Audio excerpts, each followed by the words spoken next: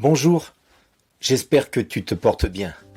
Aujourd'hui, nous lisons le texte de Marc, chapitre 4, versets 23 à 25. Jésus leur disait encore : « Faites attention à ce que vous entendez.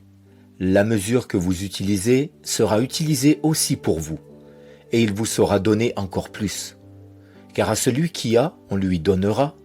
Celui qui n'a pas, on lui enlèvera même ce qu'il a. » Cette parole semble dure, mais elle est faite pour nous interpeller. Je résumerai ainsi la pensée de ce texte. Dieu nous bénit afin de bénir. Le Seigneur veut simplement nous dire d'être généreux, comme il l'a lui-même été envers nous.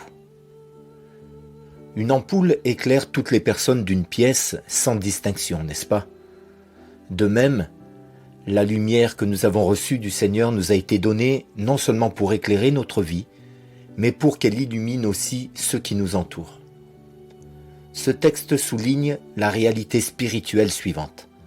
Si nous cachons cette lumière, nous nous privons finalement nous-mêmes du bénéfice de la grâce personnelle que Dieu nous a faite.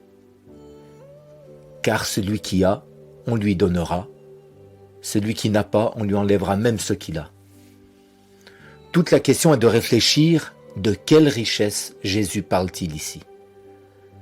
Nous retrouvons cette parole dans 3 paraboles qui nous révèlent ainsi les bénédictions reçues que nous pouvons partager.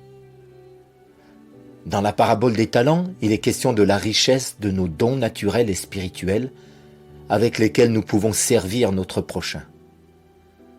Dans la parabole du semeur, il est question de la richesse de la bonne nouvelle de Jésus à annoncer.